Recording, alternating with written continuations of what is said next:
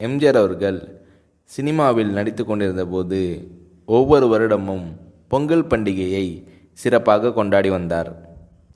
அந்த நாளில் நலிந்த கலைஞர்களுக்கு மற்றும் ஏழை எளியவர்களுக்கு வேட்டி, சட்டை, புதுப்புடவை எல்லாம் எடுத்து கொடுப்பார்.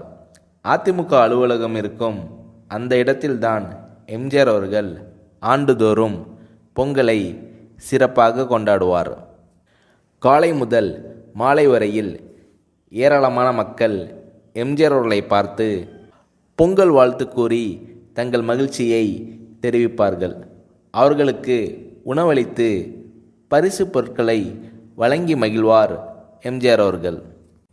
ஏழைகளுக்கு உணவளித்து அவர்கள் உண்டு மகிழ்வதை கண்டு மகிழ்ச்சியடைந்தவர் எம்ஜிஆர்.